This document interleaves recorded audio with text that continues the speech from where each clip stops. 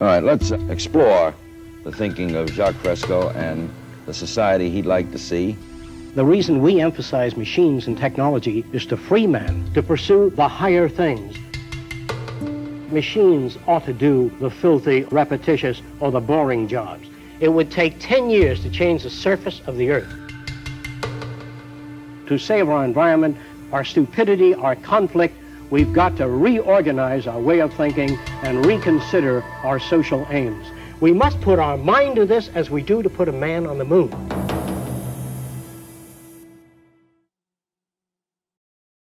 Like many kids, when I was 6 years old, I dreamed of flying in space. I'm old enough that back then the only astronauts were Flash Gordon and Buck Rogers. Guys will blast them to pieces before they land. And I went on and became a professional astronomer. I was lucky enough to get selected in the first group of shuttle astronauts.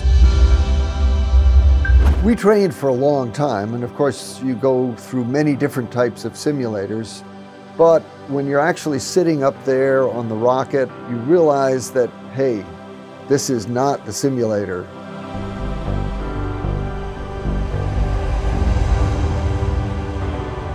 The whole vehicle is shaking a little bit on the pad.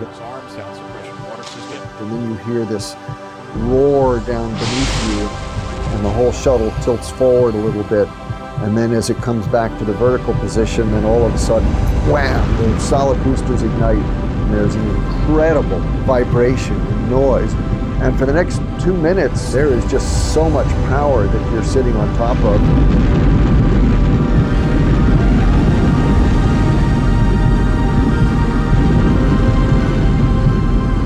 I was just sort of holding on, thinking to myself, whoa, I hope this whole thing holds together. And sure enough, it did.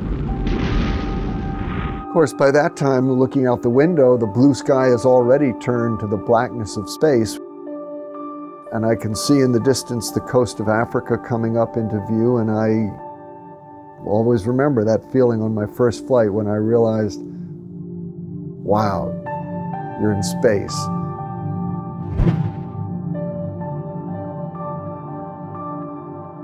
You see from orbit the sunrises and sunsets 16 times every 24 hours. Flying over the Earth at night, in particular, gives you a real sense of human civilization. Because during the day, you look down and you see the colors of the Earth, you see the forms of the landmass of the continents. There's a lot of beautiful things to see during the day. There's also the view of the impact that humans have had on our planet, and that can be pretty scary. Over the course of 11 years of flying, I watched as the Amazon jungle was continually being deforested. At night, you constantly see agricultural burning all over the world. So you could see harbors being silted up. You could see in Africa how the tree line would go up every year. And of course, we know about global warming and what we're doing to the atmosphere. That's the other thing that you really get a sense of from space, is how thin our atmosphere is.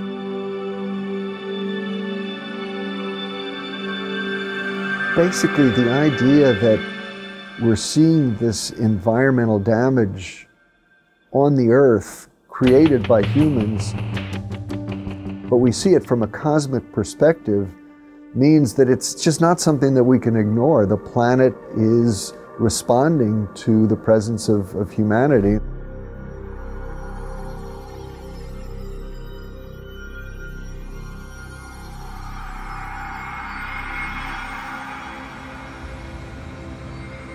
The Earth is a very small stage in a vast cosmic arena.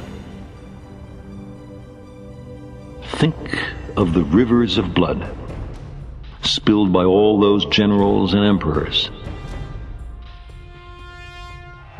so that in glory and triumph they could become the momentary masters of a fraction of a dot. Think of the endless cruelties visited by the inhabitants of one corner of this pixel on the scarcely distinguishable inhabitants of some other corner. How eager they are to kill one another. How fervent their hatreds. Our posturings, our imagined self-importance. The delusion that we have some privileged position in the universe are challenged by this point of pale light. Our planet is a lonely speck in the great enveloping cosmic dark. In all this vastness, there is no hint that help will come from elsewhere to save us from ourselves. From ourselves.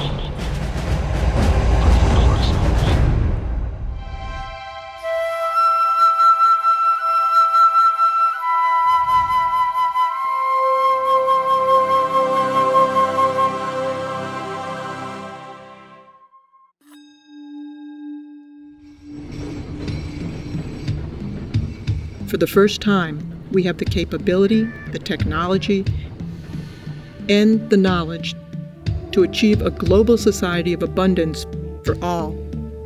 We cannot continue as we are, or the consequences will surely be dire. A 2012 UN report states that a global population growth from 7 billion to almost 9 billion is expected by 2040. Demands for resources will rise exponentially. By 2030, requirements for food are projected to rise by 50%, energy by 45%, and water by 30%. We are presently depleting natural resources 50% faster than their planet can renew. At this rate, it is estimated that we'll need 3 more planet Earths to keep up with resource needs as they are today. What is the 6th extinction? Is it happening right now? What's the cause of it? What we as human beings are doing to the planet, changing the basic conditions of life very dramatically and very rapidly. And yet, from environmental disaster to war, our obsolete value systems perpetuate insanity, threatening us on many fronts. Is it the best we can do to just clean up after the fact? Are politicians capable or even competent to manage the world around us? Speaker, let me explain. The Prime Minister. Are we simply incapable of anticipating and planning for our future? Are we innately flawed in ways we can't change? Why not just use firing squad? We often hear that human nature is fixed. Only human nature. And our worst qualities are inborn. How are they going to stop being criminals? Oh, nonsense. They were born that way, and there's no use trying to change them.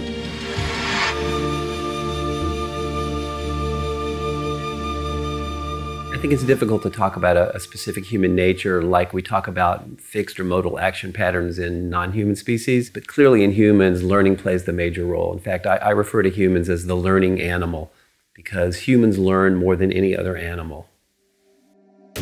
And yet, considering our history of aggression, warlike tendencies, jealousies, and hatred,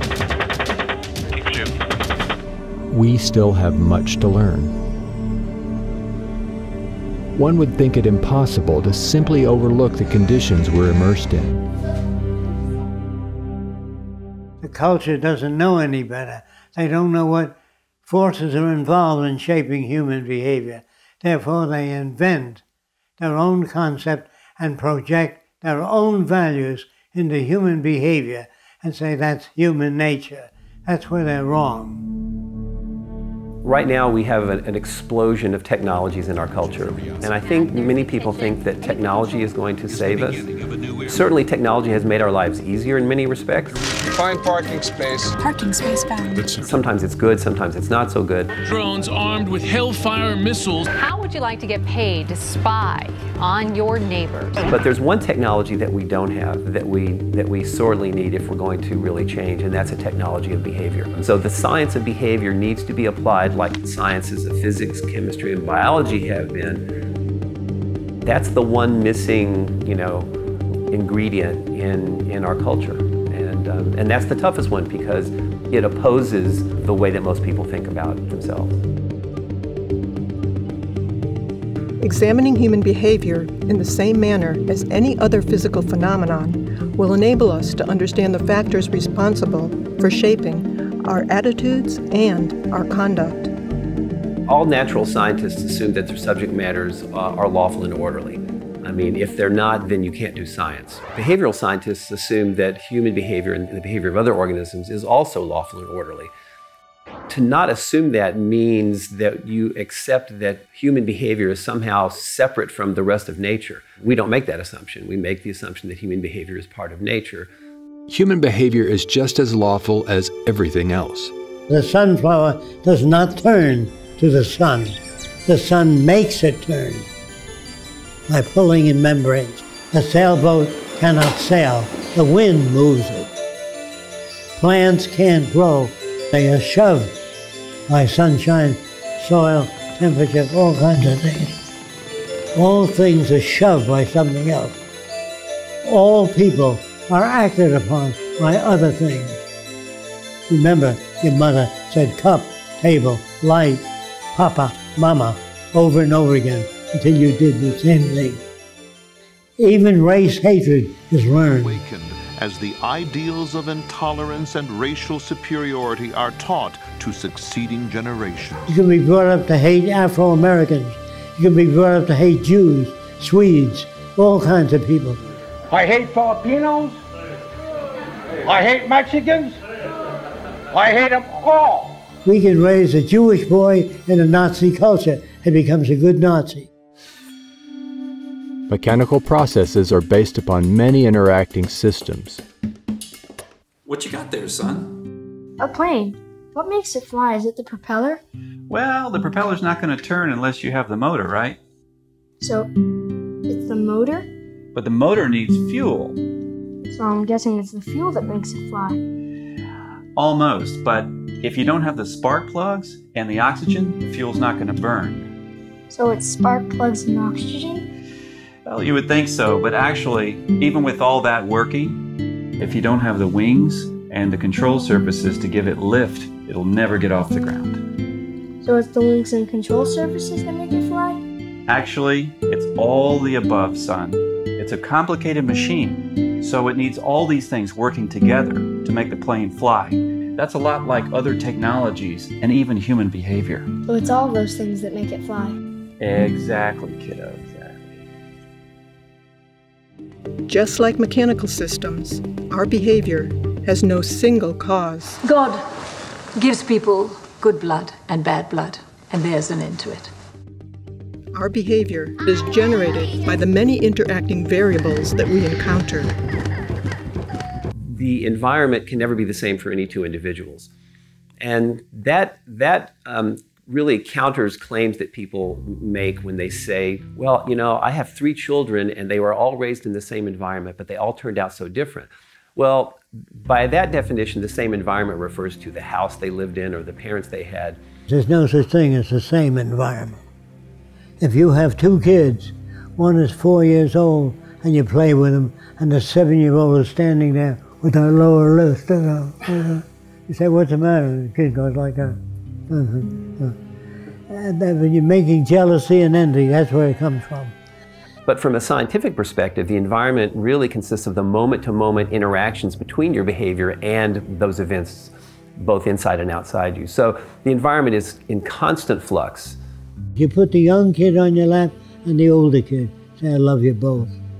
You never play with any one kid or have a favorite. You say, you can go to a movie, but you can't because you didn't do your homework. when she falls down the stairs, you have a grin on your face. You know what I mean? Not that you're bad, but you feel you've been mistreated.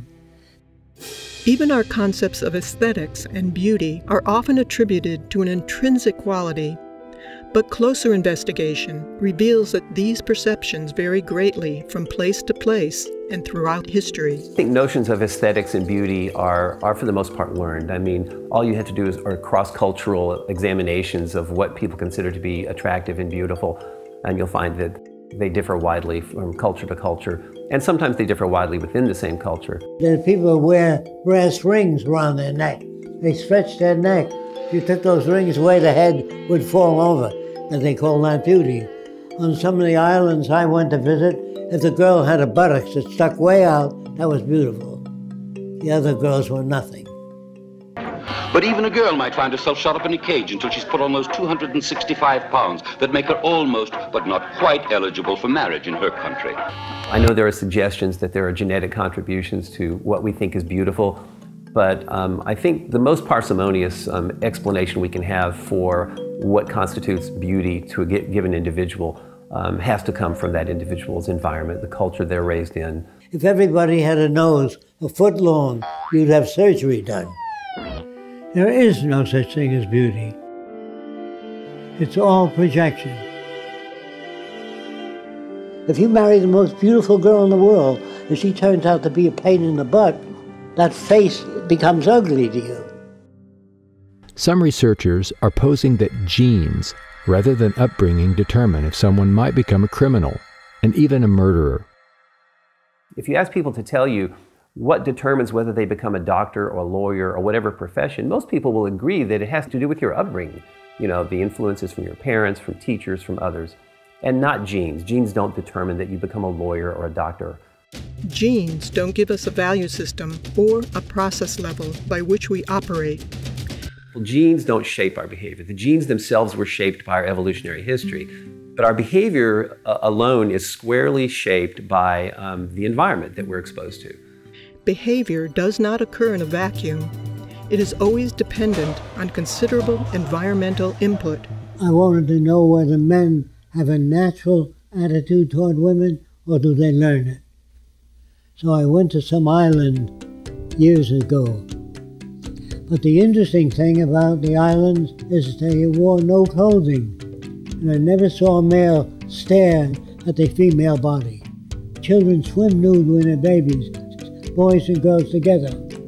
There was no peeping Toms on the island. There was no pictures of nude women up on the wall in their huts, because it was a normal thing to be nude. They said to the girl, "Me like you," and they stroked them from the top of the head all the way down. But they didn't go for the breasts.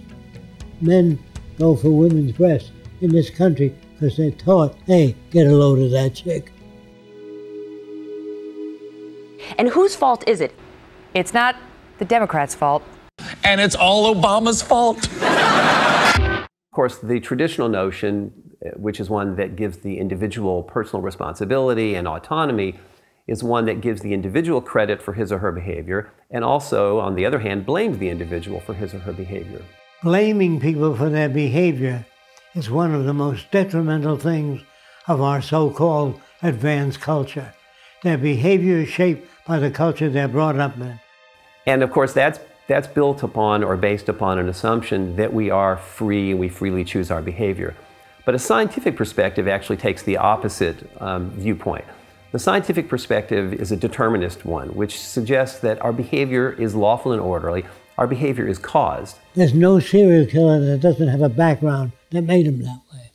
Every gangster, every New York gangster is made that way by associating with people like that. Our social and legal systems blame and punish the individual. Yet these attempts to modify conduct by punitive means ignores the person's background and surroundings, which shape that behavior to begin with. From old-school prison gangs to disruptive street gangs, it's a dangerous mix for staff and inmates alike. Research shows that learning also changes the physical and chemical structure of the brain. Obviously, there are many contributing factors, but genes play a small role in comparison to the effects of the overall environment on how we learn. No Chinese baby was ever born speaking Chinese. Did you know that? They had to go to school to learn the language. No French baby was ever born speaking French. No matter how many years the parents spoke French, they have to learn it. Our cerebral cortex is really built on plasticity. Our behavior is very malleable and very adaptive. We're the most adaptive creature on the planet. And if you look at the history of humankind on the planet, you can see that we've learned to adapt to every single environment on the planet. The only difference between a preacher and a thief is the environment they're reared in. We don't come to our own conclusions without any outside influences. We don't change our minds. Our minds are changed by events. You heard about them, right, brothers? No. They say they want to build themselves a flying machine. They ain't never gonna be no flying machine. If God wanted them to fly, he would give them wings. Yeah. Our minds are changed by events. I changed my mind. Yeah, me too. If you're born with a brain that's more effective, faster than the average brain, you become a fascist faster if you're brought up in a fascist environment. A good brain cannot describe that which is significant. A brain has no mechanism of discrimination. Only experimental evidence determines that. If the surroundings that establish our values remain unaltered, in spite of the urgings of poets, priests, and politicians, the same behavior and values will persist. If you tell people that you're not to fish in a certain area, if you don't provide food for those people and the means of living, they will violate those laws. All laws have to coincide with the nature of the physical world. But it isn't the law that prevents crime. It's if you meet the conditions. These days, rhino poachers come by helicopter, armed with powerful tranquilizers and a chainsaw. Rhino horn is now worth more than gold. If people are unemployed, they will do whatever they have to do to feed their family. So if you make a law and say that you're not to steal food, they will steal food if that serves their family needs. Any law that's made by man that doesn't fit the circumstances of reality will be violated. Higher ideals and aspirations that people hope for can't be realized when there is deprivation and war. If you want to go bomb somebody, there's remarkably little discussion about how much it might cost. But when you have a discussion about whether or not we can assist people who are suffering, then suddenly we become very, cost conscious. No culture evaluates human behavior in this way. If they did, they would question what is it that generates greed, bigotry, inequities, and war. They bring you up with the values that put them in power. Unfortunately, all societies to date have indoctrinated people toward values that perpetuate those in power.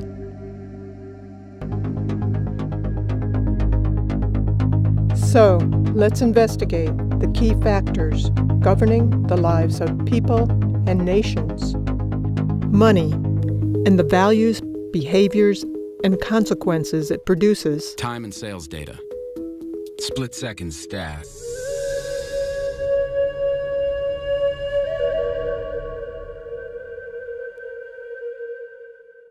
As a remnant of antiquity, money now largely serves as a mechanism of corruption, deprivation, and control in the hands of a few. It's corrupted everything. I mean, every institution that we live in is corrupted by money. What's fascinating to me is that we can become enslaved by something that we've created. Not physically, but just mentally enslaved by a notion that was invented by humanity. You know, it is archaic because I think we've grown past what money can do. It is well enough that the people of the nation do not understand our banking and money system, or if they did, I believe there would be a revolution before tomorrow morning. Henry Ford, Ford Motor Company. In a desperate attempt to survive, many work multiple jobs. They may steal, lie, or embezzle. So stress-producing that the average person worries about rent, losing their job, can't pay off the house. On a bigger scale, the profit motive creates a ruthless cycle of devastation. Illness, pollution, and war are accepted as normal. You have sort of a wartime economy that begins to be self-perpetuating, and you have powerful people inside of a power vacuum, really, you know, who see it as in their interest to perpetuate the conflict. But it does benefit the few at the top who live parasitically by the manipulation and control of money. The banking system right now is effectively enslaving individuals, enslaving students, enslaving institutions, and sucking resources from them. They set it up so that there would be private central banks that could charge everybody interest on the currency and allow themselves to get rich without having to do anything. Who's been doing all of this?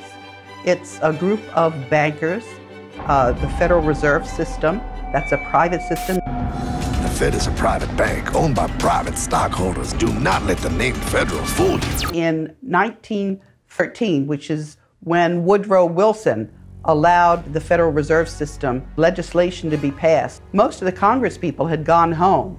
This legislation turned the central bank system of the United States over to the Federal Reserve Board, making them the only group that could issue Federal Reserve notes or U.S. dollars. President Wilson, he regretted that. He said that he had just sold this country downstream. A great industrial nation is controlled by its system of credit. Our system of credit is concentrated. The growth of the nation, therefore, and all our activities are in the hands of a few men. We have come to be one of the worst ruled, one of the most completely controlled and dominated governments in the civilized world. A government by the opinion and the duress of small groups of dominant men. President Woodrow Wilson, 1916. It's a fiat system that we operate under, and it's actually someone punching numbers on a computer somewhere. That is how we manufacture money today. There's nothing backing it, there's nothing behind it. When government spends more than it collects in taxes and needs money, it does not print its own money, but borrows from the Federal Reserve in exchange for U.S. bonds, which the Fed provides at interest. When people and corporations want money, they go to banks as well. The system is rigged. If a bank buys a $100 bond, the bank gets to lend out 10 times that amount, or $1,000. They created the extra funds from nothing. No money, gold, or anything to back it up. The bank also gets back the loans with interest for all the money lent. Money is created this way from the simple signature of a borrower with the promise to pay it back. And to make matters worse, very often people are paying the amount back many times over due to the interest. This is the process by which individuals, companies, and governments acquire money. It is respectably referred to as fractional reserve lending and is used globally by most other banking systems, keeping people and entire nations in perpetual debt. So if you just keep printing dollars with no backing, at a certain point, people lose confidence in the currency, and that's what's happened. The banking system right now is in the business of manufacturing risk by creating debt for individuals and people. And so there is the risk that those people will not pay that debt back. But the liabilities for the risk have been and continue to be assigned to the U.S. taxpayer in the U.S. currency. We're now sitting in a situation where the world's currencies are about to crash. Nobody knows how long it's going to take, but the Federal Reserve System has been printing dollars like there's no tomorrow. You have what is effectively a criminal enterprise based on the manipulation of people's attention, resources, and time in order to extract value from them. They're stealing money from us that way. They're stealing the result of our efforts and our labor. And that is something that has grown as a cancer on our society. These bankers are all part of a system called the Bank for International Settlements. Most people, even in business and banking, don't understand this bank and its role as the BIS. They own 40% of the assets of the 43,000 companies that are traded on the capital markets. The bank runs itself. It has a board of directors which is composed of 15 governors of central banks from around the world. And they pull down 60% of the annual earnings. They bought up all our media, and that media is hoodwinking citizens. The media has morphed into just peddling the corporate interests of the money masters that control the political establishment. There's about 118 boards of directors that sit on these 5 giant media corporations. And they all serve different boards of Monsanto to weapons to food. So when you have all these interests bleeding together, it's that much harder to differentiate what interests you're seeing laid out in the mainstream media. Fair, balanced. If you want to understand power, you have to understand who nominates candidates, not understand who votes for candidates. Our system is not a democracy. The percentage of our population that participates in the nomination process is literally less than 5% of the population, and really less than 1% of the population. If I was in control of the nominating process of everything that everybody ate, and I always nominated cheeseburgers or fried chicken, and I told you that it was a democracy and you could eat anything you want as long as it was a cheeseburger or fried chicken, would that be a democracy? I could sell it to you as a democracy because I don't decide whether you eat cheeseburgers or fried chicken. You get to vote in a very large and well-publicized election as to whether we're going with fried chicken or cheeseburger. And people organize into very tribal groups, being very anti-fried chicken and very pro-cheeseburger, or they'll explain to you exactly why cheeseburgers are going to be the end of the world and why fried chicken's going to save you. Those who can afford it hire lobbyists who essentially buy politicians. Most of the time, either party will suit their needs. Definition of a lobbyist in the United States is someone who advocates for someone else and is getting paid for it. The laws then enacted are quite often written by the corporations to benefit themselves. Professor Thurber sees an underground explosion in lobbying and estimates the industry actually brings in more than $9 billion a year, exceeded only by tourism and government.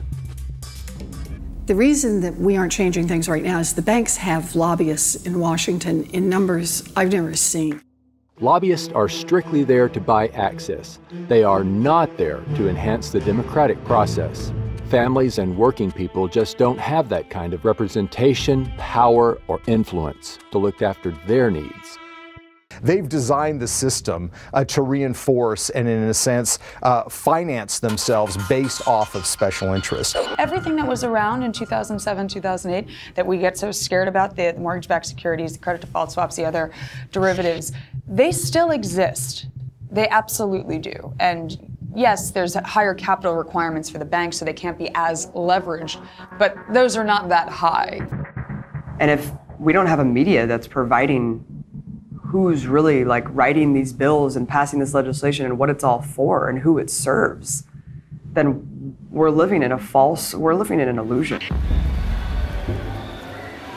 Well, I think that generally the laws in this country are written by the wealthy and the powerful, because I think by definition that's who controls the legislatures and the commanding heights of the power system in this country. And that's a scary reality, because you can pay your way into having laws implemented that serve you and your corporation as you would like them to serve. The complete impunity that corporations have to operate unabated and pollute the entire planet. A major spill of toxic coal ash is raising questions again about the safety of water and the government regulators overseeing industry. There's zero accountability, other than a slap on the wrist of a couple fines here and then. Slave labor to the exploitation of resources on the planet. The slap on the wrist of industries that pollute, cut corners, and violate policies will continue as long as it's profitable to do so. JP Morgan paid $13 billion in fines last year. If you have that much money in order to just pay fines, and they put away $19 billion for paying fines. JP Morgan is paying $410 million to settle charges with the government, but JP Morgan is not admitting any wrongdoing. Goldman Sachs settled early on in this case for $550 million without admitting wrongdoing. UBS has agreed to pay about $50 million. Under the terms of the settlement, UBS did not admit any wrongdoing. Well, I think that people commit the crimes that they're in a social position to commit. I think it was Bertolt Brecht that asked, which is a greater crime, to rob a bank or to own one? And I think as we've seen from everything from the savings and loan scandals to the Wall Street meltdown, that all too often the owners of the banks are frequently looting the institutions that employ them. They commit all manner of illegal acts, and yet they're very rarely prosecuted for them.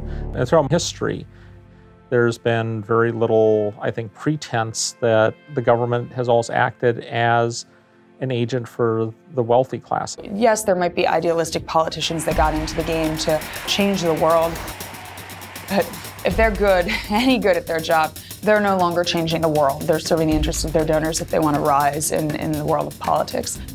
They say, write your congressman. Who the hell is this jackass that you have to write? He should be at the forefront of technology and knowledge. You don't have to write him.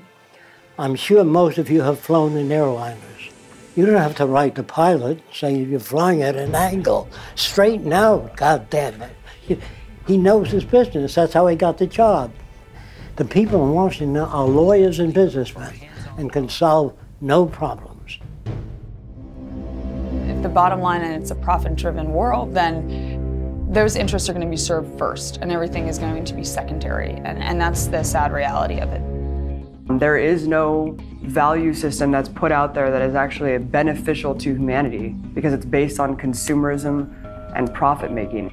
And we use artificial pumping in animals to make them grow faster. So if you can multiply the cells of the chicken faster, you can sell it sooner. But does that have an effect on the human body? They don't worry about it. They worry about the sale of chickens. Wealth is going to the rich faster than any other time in history. The success of the industrialized world has been dependent on the failure and the lack of development of the developing world.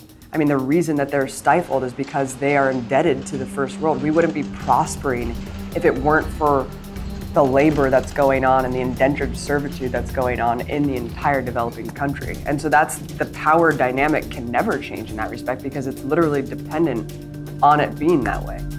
The dirty and dangerous work done by children. The jobs down in the pits are typically reserved for teenagers with only tree limbs to brace the mine walls. The risk to them is real. Rich governments like to say they're helping poor countries develop. But who's developing who here? Each year, poor countries are paying about $600 billion in debt service to rich countries on loans that have already been paid off many times over. And then there's the money that poor countries lose from trade rules imposed by rich countries. Altogether, that's more than $2 trillion every year. Money systems have existed for centuries, and whether we realize it or not, have always been used to control behavior by limiting the purchasing power of the majority of people. One example of this is the criminal justice system.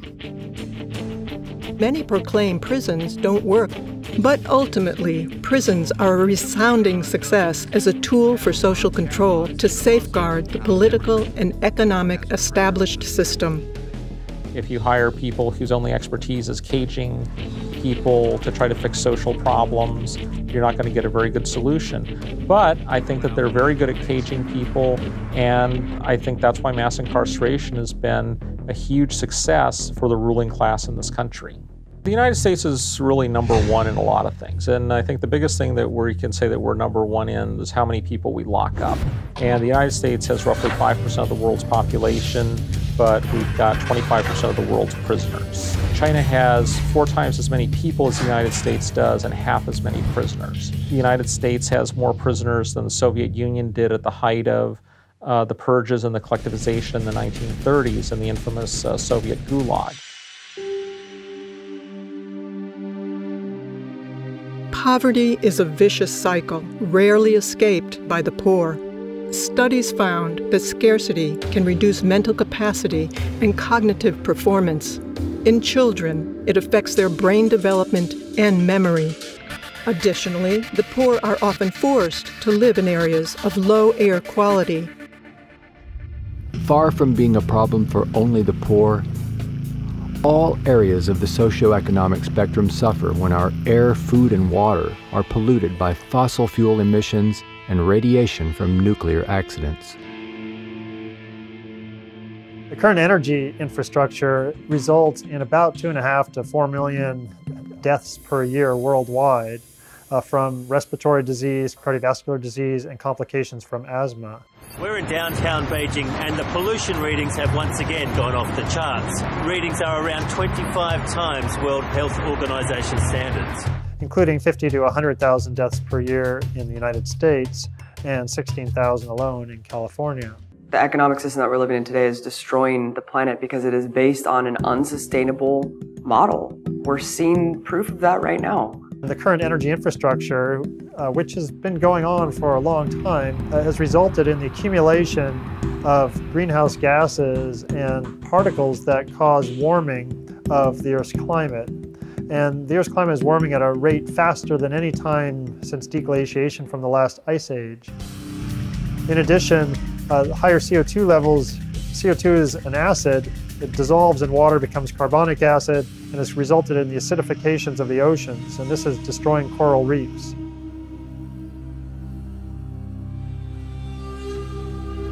We have to realize our planet does have a certain amount of regenerative power, and there's no question that we've been through numerous worldwide extinctions. We have fossil records of that, and the Earth has recovered.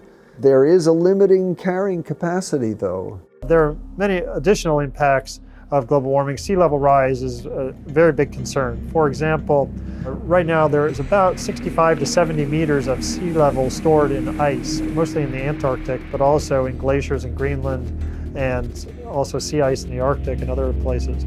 The temperature's warm enough that we melt all this ice. That means the sea levels will rise 65 to 70 meters, and that will cover 7% of all the world's land and result in all this is along the coast where most people in the world live. This will cause a significant disaster. We're also seeing enhanced storminess, increased intensity of hurricanes, and greater extremes of weather associated with global warming. So there are significant problems associated with this, and these are all tied back to the emissions from coal, oil, and gas combustion that have been occurring since the Industrial Revolution that started in the mid to late 1700s.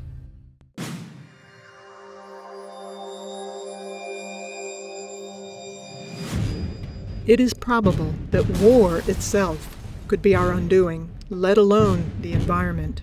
Our brutal, competitive behaviors are not human nature, but simply a result of scarcity, making us all competitors in the fight to attain what we need to survive.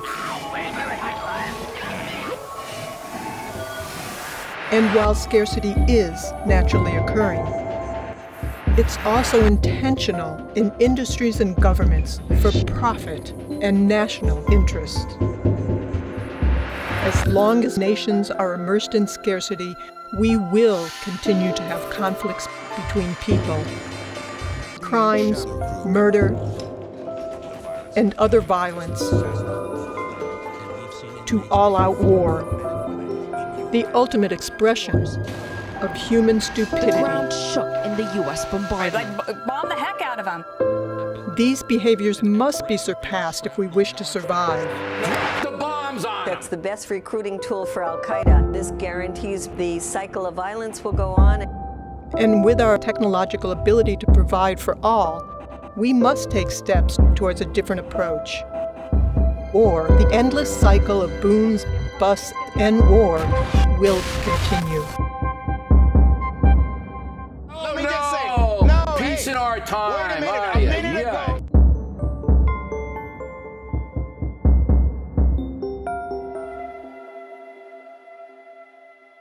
Nobody, including the United, and most of all the United States, goes to war to liberate or spread democracy. The only incentive on a practical level to go to war is to acquire resources. In the United States case, it frequently is either energy resources, shall I say, supporting political alliances to preserve access to energy resources. Smedley Butler, a U.S. Marine Corps General Major who was the most decorated Marine at the time of his death, stated it well when he wrote, I spent 33 years and 4 months in active military service, and during that period, I spent most of my time as a high-class muscle man for big business, for Wall Street and the bankers. In short, I was a racketeer, a gangster for capitalism.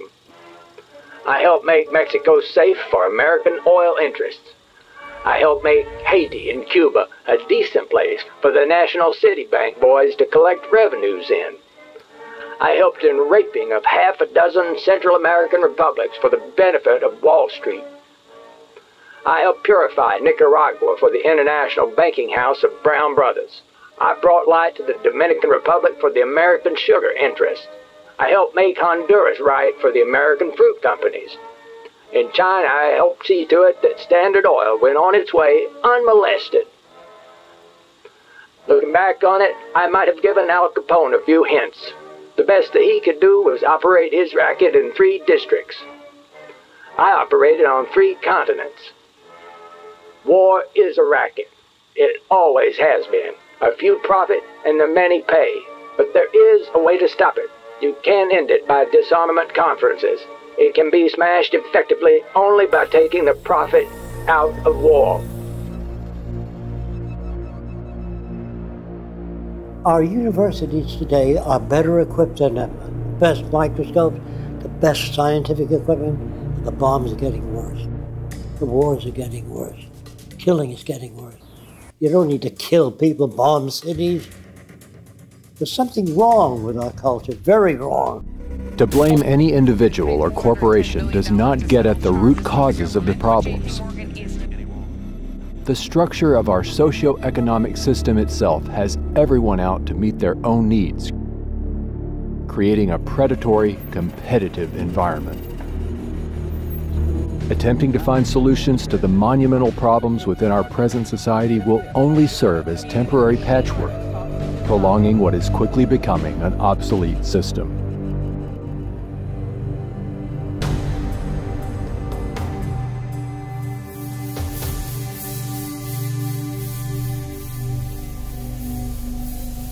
Now more than ever, a sustainable civilization is possible, and furthermore, essential. Our social designs, language, and values have evolved from ages ago. The reality of scarcity in earlier times shaped our behaviors and remains deeply entrenched in all cultures today. The history of civilization is a story of change, and this includes our social systems as well.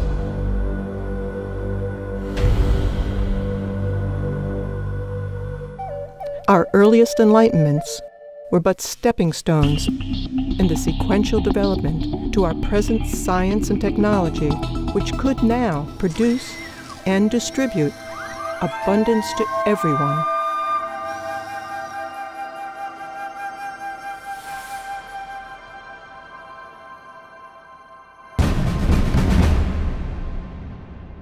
There's no question that many jobs simply aren't coming back, but probably the biggest single driver of that is the way technology is racing ahead. If we continue on current paths, the next 10 years will be even more disruptive than the last 10 years because the technology is accelerating faster.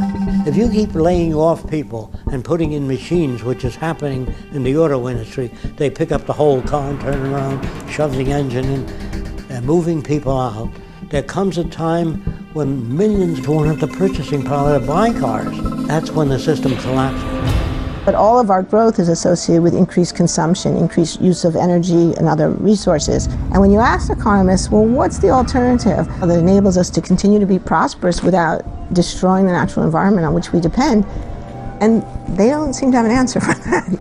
There's no solution within the present day type society.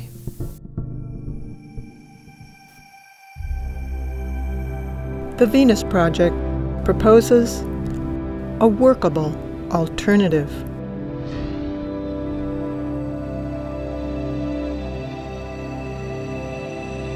The aim of the Venus Project is to secure, protect, and assure a more humane world for all through the application of technology and cybernetics with human and environmental concern.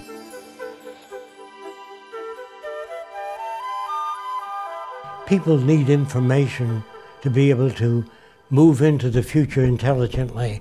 Without information, there's no way you can develop a sustainable culture. It can't be done politically because the problems are technical.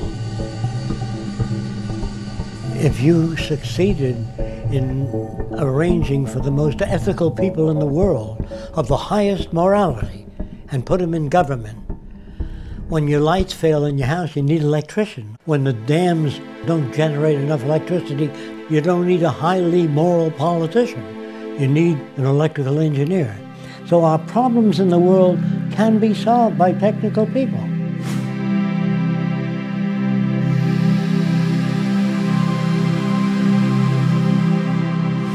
What science does provide for us is a great deal of information about the implications of the different options we have.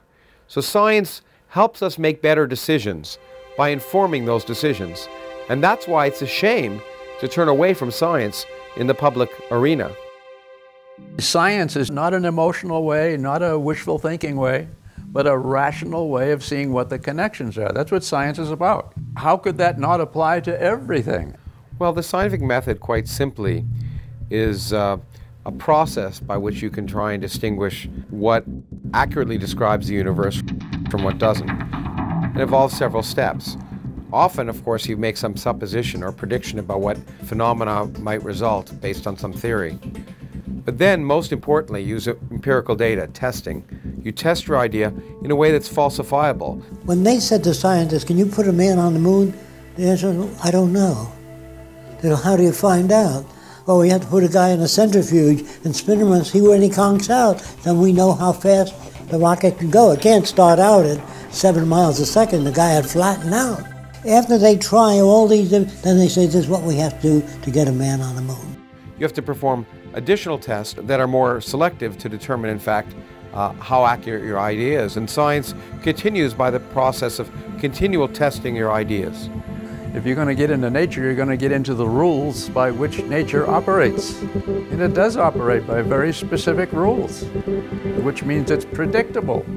And so what's science? For me, it's more than a body of knowledge. It's a way of thinking.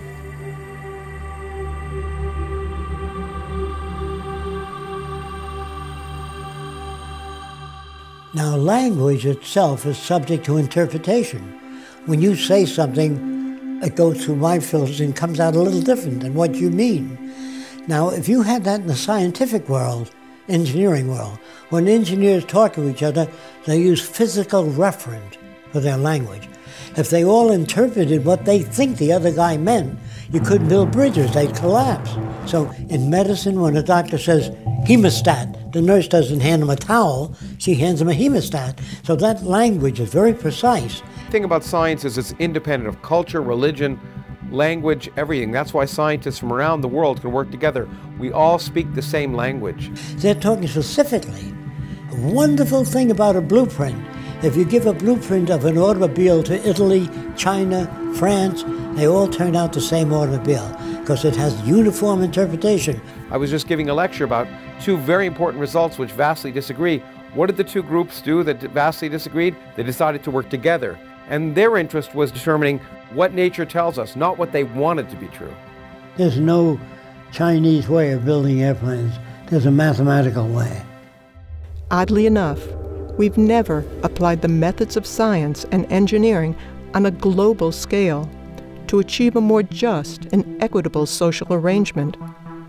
Our failure to do so leaves us continuously on the brink of oblivion. Scientists were never asked to design a society without automobile accidents. They were never asked to design a city that's self-sufficient. You know, you took the Manhattan Project, they were supported, so they built the atom bomb.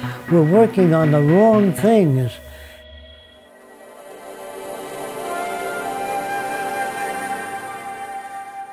The society I'm talking about is global cooperation, where all the nations work toward improving the lot of humankind. Now, why do that? Because the smarter people are, the richer and more secure everybody is. But in the future, when you join all the nations together, and they can see the advantage of sharing all the Earth's resources and all the knowledge by all nations, once they realize that advantage, they will join together. If they do not, they'll kill each other. That's what endless warfare has led to. Brigandage. What else could happen? But we, who are all that are left of the old engineers and mechanics, have pledged ourselves to salvage the world. We're the last trustees of civilization when everything else has failed.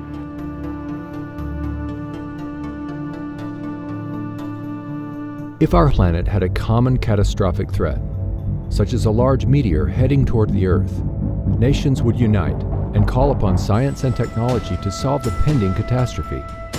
Border disputes would cease. Bankers, lawyers, and businessmen would be unable to solve the problem. Resources would be harnessed without cost or profit. Today we face many common threats, far beyond national boundaries.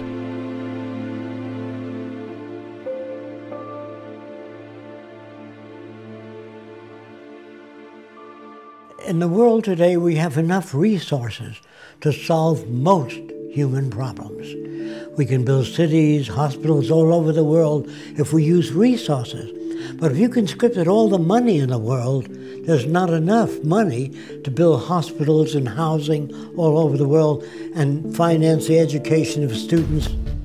But we do have enough teachers and enough buildings we can use for universities. We have the resources. Money is an interference because it limits our ability and it limits our dreams.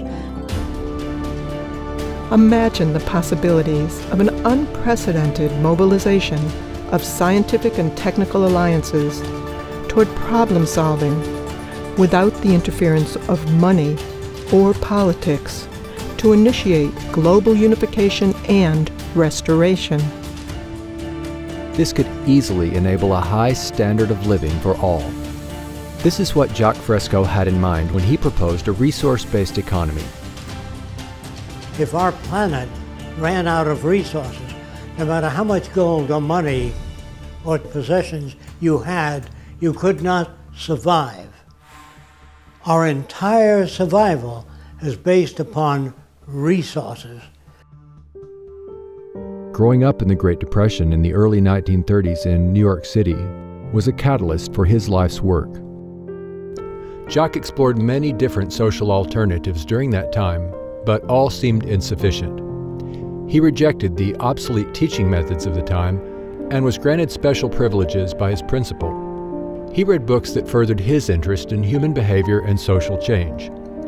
His early research with training and observing animals led him to similar findings with people as well.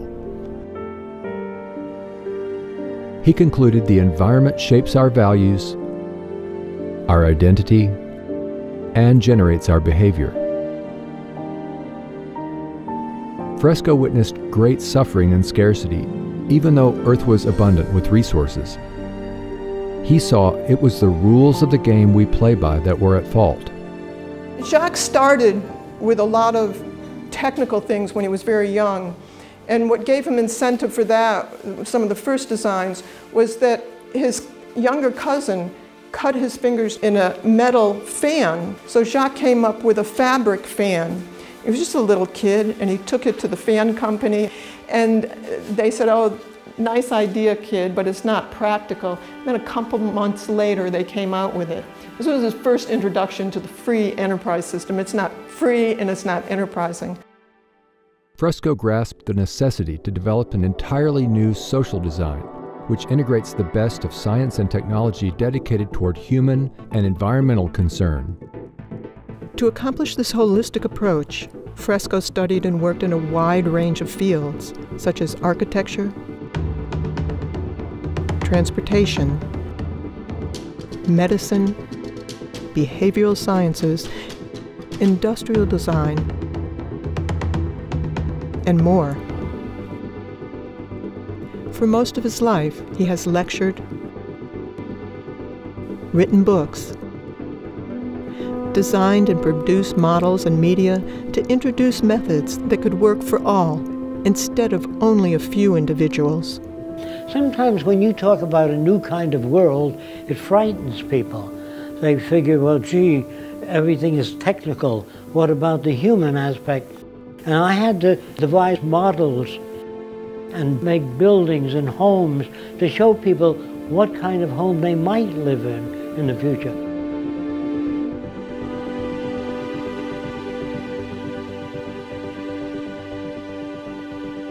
I really don't know what the future will be like, but there are possible alternatives, thousands of different alternatives.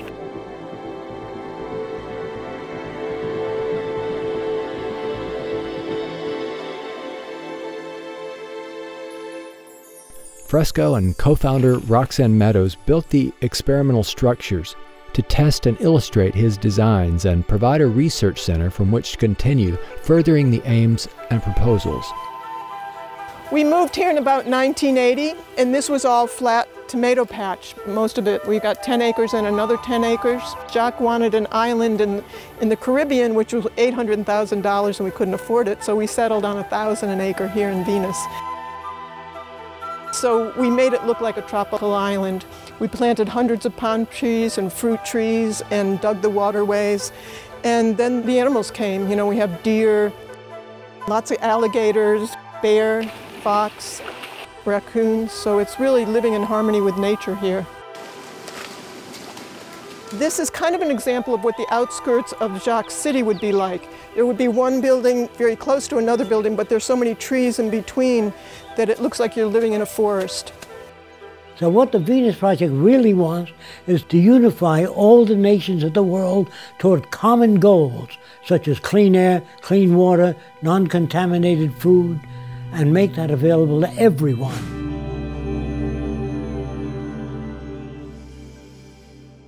What is really needed is the intelligent management of the Earth's resources. A resource-based economy is based on the carrying capacity of the Earth and its resources.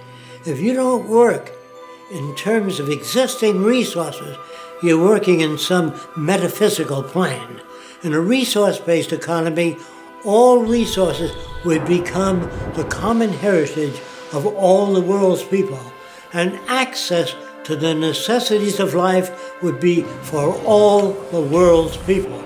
There would be no more monetary systems or trade, barter, or any other system of human servitude. A resource-based economy allows social advancement and worldwide reconstruction in the shortest time possible. Under scientific scales of performance, we can provide everybody with more than they need.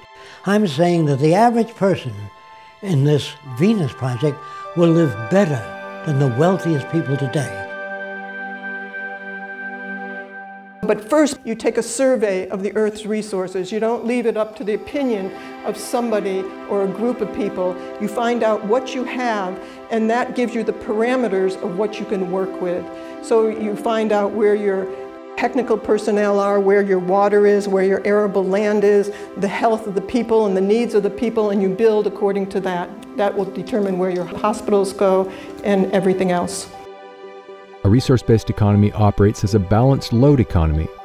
This means avoiding shortages and overruns, thus optimizing efficiency and conserving energy.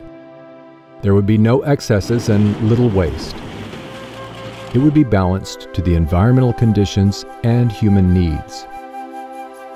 For instance, there would be no houses without people in them, or cargo trains traveling empty or stored in freight yards dependent on the business cycle for their use. This also ensures natural resources are not depleted as in our present system. Here's where I got the ideas from: the human body. The brain says, if I do all the thinking, I want most of the nutrients. Then the lungs would say, just a minute. If I don't oxygenate the blood, you couldn't work as a brain. So the brain says, all right, I'll give you whatever you need. And the liver says, if I don't filter, the brain and the lungs will die. So every organ gets whatever the hell it needs. And so you have a system that works. When you get an infection in your toe, there's no committee meeting, no democracy, where they send the committee to the brain, say there's an infection in the toe. The brain says, we're going to do a 3-month study. By that, your infection's up to your knee. To achieve the intelligent management of resources, technologies are used to monitor and track goods and services. This is similar to industrial processes of today, but updated to equitably distribute goods and services to all. This is the basis for a total global systems approach. I can imagine an abundance economy where robots do most of the work, where our food, our clothing, our shelter are created by machines. And I think it's very realistic for us to completely eliminate absolute poverty worldwide, not just in the United States, by the year 2035. Nobody needs to starve ever again. That could be an enormous milestone that is achievable because of technology. When we computerize everything and start producing things and make things available, it'll be too cheap to monitor. With the most capable computers, we can arrive at more appropriate decisions on a global scale. I have no doubt that machines will eventually be assigned more and more decision-making. For example, years ago, a pilot would look out of a plane and says, I think I'm about a mile high. But today they have Doppler radar, and they know exactly how high they are. So we don't want human guesswork anymore when a machine can do it. So I see the future as using very sophisticated computers that make decisions. Now, how do computers make decisions? They have their tentacles out into transportation, agriculture, so they can tell you when the soil is depleted, when it has less water, because it has sensors built into the soil. The computer will be connected to weather departments, earthquake zones, everything. So I feel that eventually government will become computerized. Today, the world's fastest computer is in China. The Tianyi supercomputer is capable of 33.86 quadrillion floating point operations per second. 80% of what doctors do is going to be done by computers. Is that really true? Absolutely. I have zero doubt. You won't want a doctor to do your diagnosis or monitoring or pick your therapy. That's why IBM Watson's trying to pick cancer therapies, because it's too complex for humans to do. There's 15,000 diseases, 15,000 devices, drugs, therapies, prescriptions. Do you think if you're a cardiac patient, your cardiologist has read even 100 of the last 5,000 articles published last year on cardiac disease? Not a chance. But the computer can go through it all. Absolutely. You may have seen IBM's Watson defeat the world champion in the game of Jeopardy. Well, that same technology can also be used to solve legal problems, to answer questions in call centers, to make medical diagnoses. These are just wondrous technologies that are having enormous implications going forward. Recently, I got a chance to ride in a self-driving car. 10 years ago, I would have said that was impossible, but of course it did happen, and riding down Route 101 in California was a breathtaking experience for me. At first it was a little frightening, then it was a little exhilarating, and ultimately I felt quite comfortable in that car. Humans have accidents. Google's driverless car has driven 700,000 miles without an accident. Even the best humans have accidents before they get to 700,000 miles. All of us are beginning to be able to speak to our machines, whether they're cell phones or computers, and have them understand what we're saying. That would have been science fiction a few years ago, but now the machines are able to carry out our instructions and even respond back to us in computer-synthesized voices. I think 10, 20 years from now, there will be very few areas, maybe none, where human judgment is better than machine judgment. So the computers will eventually be put in charge of everything except human behavior. Technology can eliminate critical life or death errors. A machine, instead of humans, fills the prescriptions. The robot gives a huge amount of confidence because we know that pharmacists and pharmacy technicians are incredibly skilled people, but they're humans and they will occasionally make mistakes. You know, we give something like 3 million doses of drug in 3 months here, so even a 1% error rate is far too high. And so eventually you're going to get to computerized government. And that's the end of corruption, because they don't have ambition. Computers don't say, I'd like to be president of the world. I want to control people. They don't have a gut reaction. If utilized in this global systems approach, we could surpass the practice of political decisions based on power and advantage. And even computer experts are writing books now on the machine takeover. Watch out, they're not going to take over. They're going to be assigned the decision making. I'm not worried about the machines getting angry and taking over. I'm worrying about people maybe getting angry if we don't figure out an equitable way to use these technologies to create shared prosperity. The Venus Project proposes ways to achieve this. Interconnected, sustainable cities utilize cyber centers, which coordinate industries, transportation systems, public health care, and the flow of goods and services.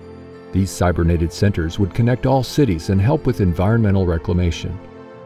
In the beginning, interdisciplinary technical teams would manage productivity until even these tasks are automated.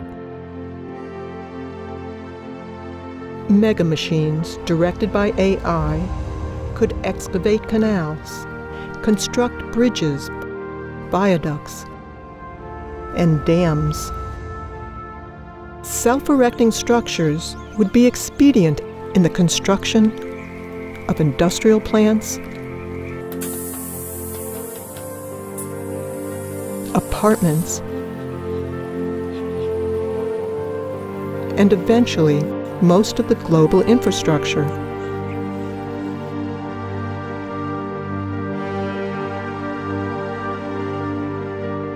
We study all the negative effects before we build anything.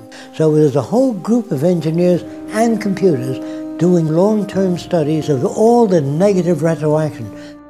With the threat of climate change, we may be forced to take large engineering feats. The Venus Project proposes automated canal diggers to bring rising seawaters into below sea level deserts, enabling them to bloom.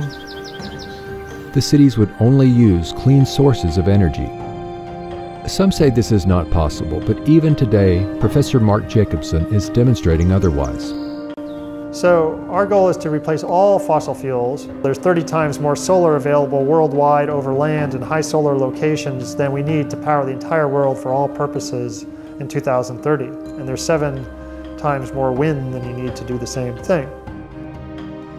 So we are looking to combine all clean renewable energy sources that are available: wind, solar power, geothermal power, hydroelectric tidal power, and wave power. We would need about 4 million large wind turbines to power 50% of the entire world for all purposes. You might say, well, that sounds like a lot. But keep in mind, during World War II, the world produced about 800,000 aircraft in the space of 5 to 6 years, and the US produced 330,000 aircraft in 4 to 5 years. And so that was decades ago, and now we have better technologies and abilities to ramp up production. So it really comes down to willpower. It's not a technological or economic blockade to solving this problem. It's really a social and political blockade.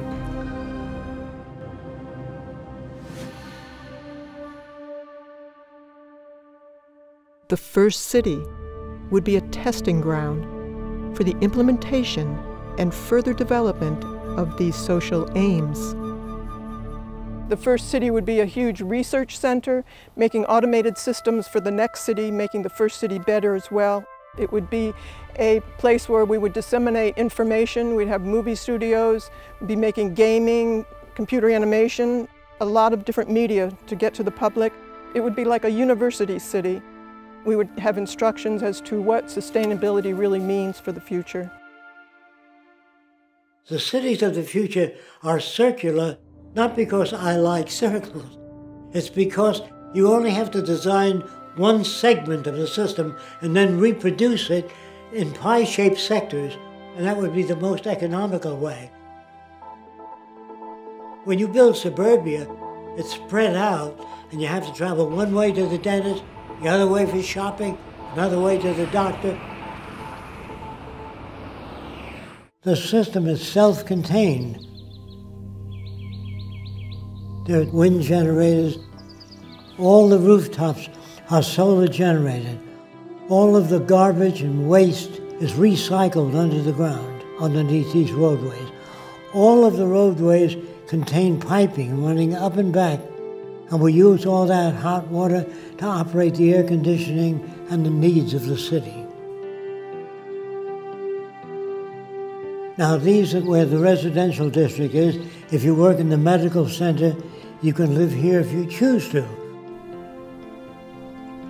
So this is essentially a collection of variations in houses. Your house will vary to suit your needs. Fresco's designs are a showcase for the harmonious coexistence of nature and technology. Now, some people don't like living in individual houses. They prefer living in apartments because there's a gymnasium, drama group, discussion group, recreation of all kinds. So the skyscraper in the future will offer more of the amenities. So this is your recreational belt. There'd be art centers, music centers, recreational areas. These are bicycle paths. There are tennis courts, and these are golf courses. But the golf courses contain a clubhouse with all the golf clubs. So you don't have to bring anything out to the golf course. You stay there, play golf. When you're through, you leave your clubs there. These are access buildings where anyone can access books, a violin, musical instrument. Anything that they want is free and available. These are your research centers. Everything studied in these areas is to improve your standard of living and everybody else there. There would be no lawyers, no bankers, no ad agencies, no insurance people, no salespeople. Without money, you don't need any of those things. So you could go right into solving the problems that all of us have. That's what we'd be working on. Today, we're fighting over people who have different values, and we're fighting over scarce resources. In the future, you won't have to do that. You'd be working cooperatively to improve the standard of living for everyone. A lot of people think that I want to give people things for nothing, and that's going to spoil people. The fact that you're born in America, you'd have nothing to do with the airplane, the telephone, the railways. It's all here. And you're lucky because you inherited that, just being born here. That doesn't spoil you. So there's really no basis for crime. Since anyone can access anything they need, no one's going to hit you on your head and take your wallet because there's no money in it anymore. The monetary system has been surpassed. And when we have that kind of abundance economy, most of us will be able to spend most of our time doing the things we enjoy doing. The kinds of things that you might have seen the Athenians do during their golden age. They had human slaves take care of their basic needs. We can do it with robots. Amazing. And what would you suggest the cooks and housewives of the world do with all that extra time? There's an island called Isle of Man. On that island, there's a stream down below, and the women wear a harness. And they go down, they get 2 buckets of water and climb up to their home up there where they boil and cook food. The women have to skin animals and get the animal fat out to operate their lamps. And if someone said to the women, someday you'll turn a gadget and water will flow at whatever speed you want, without you having going down to the river. And someday you'll press a button and the lights will go on. And you won't have to skin animal fat. And the woman says, yes, but what will women do? People will get engaged in how to live, how to relate, to travel, scuba diving, restoring the reefs of the oceans that we damage, cleaning the ocean and the atmosphere. So much we don't know. And you go back to school free of charge. And every city will be a university city where you're updated on what's new.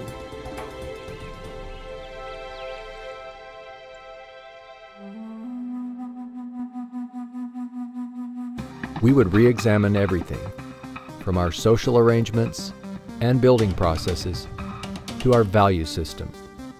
Let's explore how this new social concept would work within a resource-based economy. It's not just architecture, it's a way of thinking.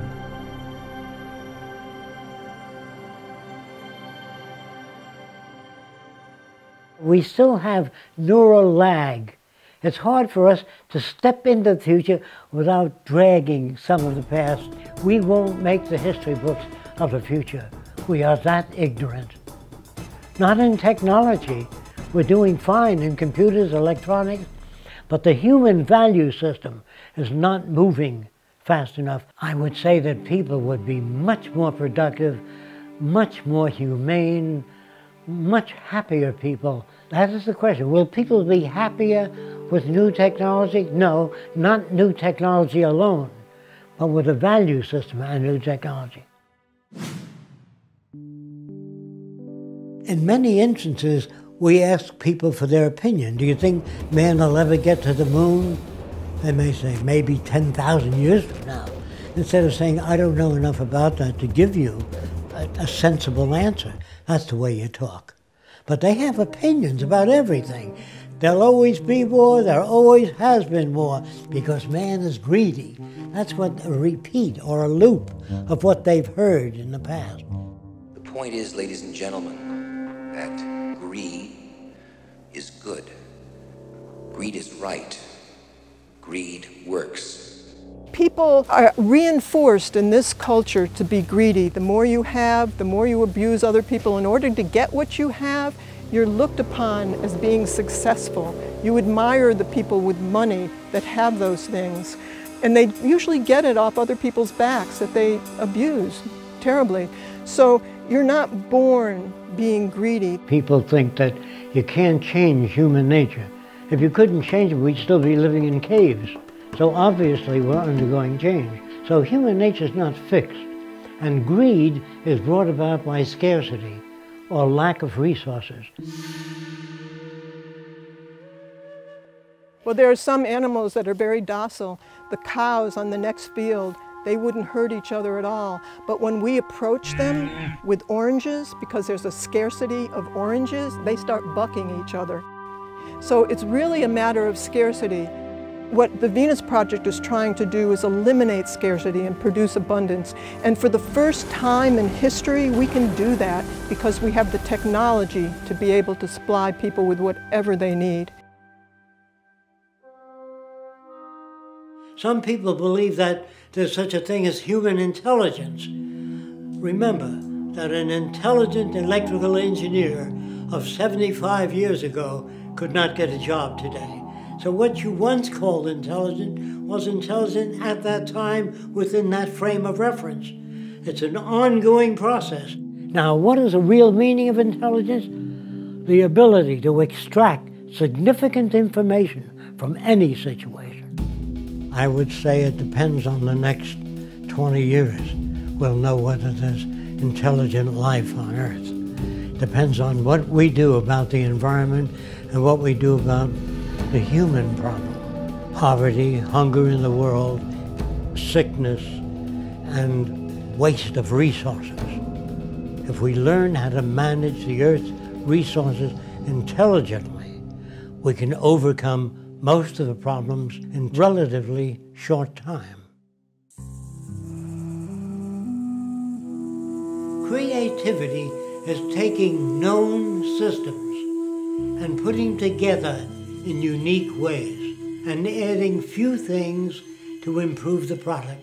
That goes for music, art, drawings, invention. But if you study the history of invention, you will see a relationship and tie of all these variables. I think that's part of the propaganda of each system that tells people that the financial gain is the main motivation in people. It is that people are interested in money, but there are other people that are motivated by other interests, medical research. People devote their lives to it. There are people that work real hard and save up money and go to Africa and spend all their time trying to help people. They're not motivated by money, and I am suspicious of people that are only motivated by money. And a $40,000 gold fucking watch. It's not a healthy motivation. If you want to know what kills incentive, is you give people the minimum amount of money, minimum vacation, hard, dirty work with no future. A man that washes dishes in a restaurant, they keep bringing a new pile in every 20 minutes, and he sees no out. He can never buy a home or own a car. He doesn't own enough. So what incentive is that? But he has to wash the dishes because he got 2 kids, he's got to feed them, and that's not good for mental health at all. What will motivate people? A world without war, poverty, hunger, loss of employment, loss of income. Your incentives and options are tremendous. Thousands of different things to do now that you got your food and housing and education. Now you go to work on solving not all problems, but all the problems of that time. So we do it because we are functionally selfish, meaning being selfish for yourself alone is detrimental. But functionally selfish means take care of the environment, share ideas with people, and in that way we all gain. They can see on the news every day that everything they do goes out there to all humanity. So everybody in the world represents an extension to their life rather than everybody selling themselves and making a profit on one another. They now have the time to appreciate what the new world does, and all the films of the future will show them what's happening all over the world and what's new, and that they have free access to what's new because everybody cares about everybody else. I'd like to strike out the word utopia. There's no such thing. It's like designing the best city possible. That's not possible. We can design a far better city, but as time goes on with new invention, it's always in the process of change. Are we civilized? Of course not. It's an ongoing process. When people think, well, your ideas are utopian, that's not utopian. That's applied technology and efficiency. What we want is an emergent society that's never established, always learning new things, always moving onward toward change, and to help people adjust emotionally and intellectually to expect change, and change for the better. If the environment is structured, it produces what you would call ethical and moral behavior. But if you don't alter the environment, it'll keep producing what you got now. So the environment has to be changed. That means the schools, the things we learn, our language, all of these things have to be updated. I think that people will be ethical to the nature of the world. Ethical not because it says so in a book. They're ethical because it's better for them and better for society. So the new ethics is based upon the carrying capacity of the earth rather than my opinion. Will it be a democracy? It never was a democracy. It's been corrupt all the way back, only it's never been disclosed. Did you vote for the space program? Did you vote for the building of warships? Did you vote for any wars? What the hell do you mean by participatory democracy? It never existed. These are words. Whenever you hear democracy and freedom, watch out. That means it doesn't exist. In a world where it does exist, there are no proclamations as to human rights. It's built into the system. Black studies, women's studies are all part of a system that hasn't achieved that.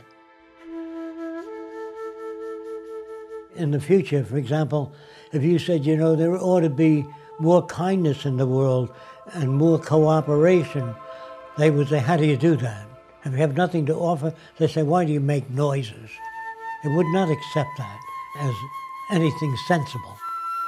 Emotions are superfluous to the task. Your feelings in the future, all emotions, will be translated to an action pattern. You'll do medical research on how to develop bones that are getting weaker, how to strengthen them, how to improve the health of people. When emotions are translated to deeds rather than this. Now, another thing that really confuses people is the word love. Well, what would happen if you live with a replica of yourself? How long do you think you'd be together? How soon would you crash? So do you love yourself all the time? Of course not. How can you love another person? You only love certain things about people and certain things about yourself. The word love will disappear in the future and be replaced by a newer definition called extensionality, meaning enhance one another's lives. But I love you are just empty words that manifest nothing. It's how people behave to one another that indicates love. There's another thing that's very dangerous, claiming to be aware or conscious. You hear that all the time, at least I'm conscious. Well, I usually meet with those people and I say, where is your liver? I'm not sure. How fast is the blood moving through your veins and arteries? What area of the brain controls creativity? What area is responsible for emotions? What do you mean by consciousness? The human being on top of the Empire State Building can see a 3-foot ball, but a chicken hawk can see a dime and see whether it's heads or tails. The term used, consciousness or awareness, is limited to your senses. So we can never be conscious. We can grow in degrees and understand perhaps a little more about many more things, but we never can achieve consciousness because we don't see gamma rays, cosmic rays. We don't see all of those things without instrumentation. Religion has an old book with a lot of myths, packed with myths, and it doesn't change every year. Consider this. A scientist has a book on astronomy. Every year that book undergoes change.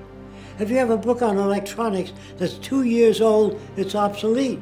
So they undergo change. But here's a minister with that one book under his arm. A real simplistic interpretation of the earth. And it caters to what people fear. What happens after death?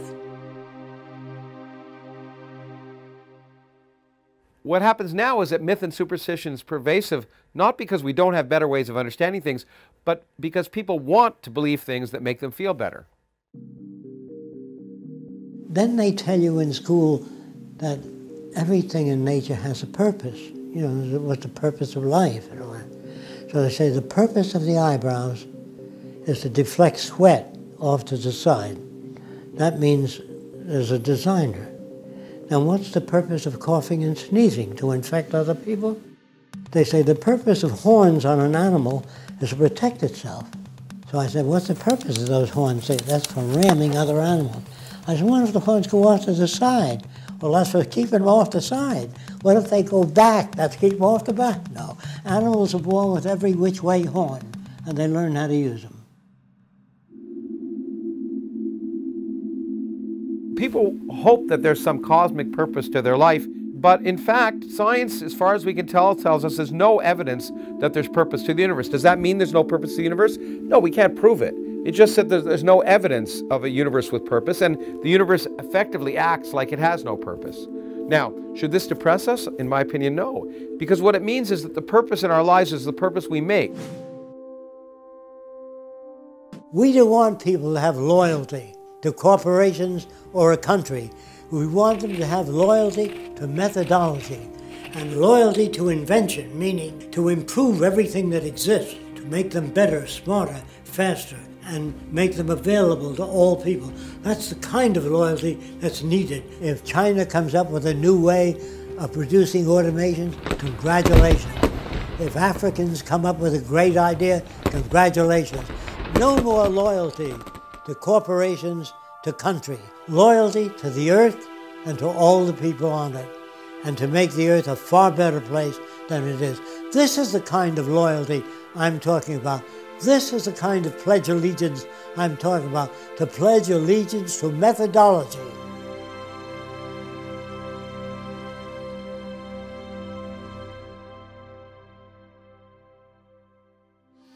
If we manage to arrive at a saner future, the tasks will be about solving problems common to all people. We have to anticipate that the earth is our salvation. If we don't take care of it, no matter how many churches you build, we will starve to death and kill each other. The real challenges are producing abundance, reclaiming damaged environments, sharing and creating innovative technologies, and improving communications between people.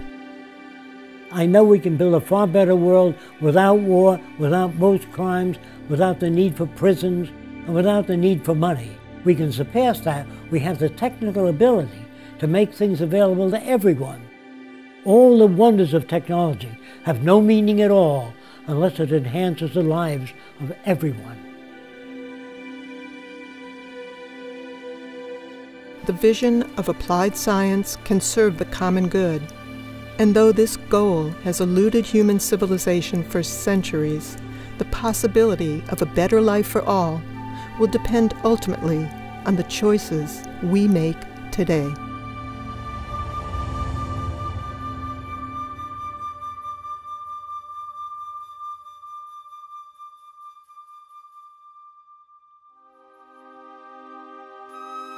Join those who are working toward making the Venus Project a reality.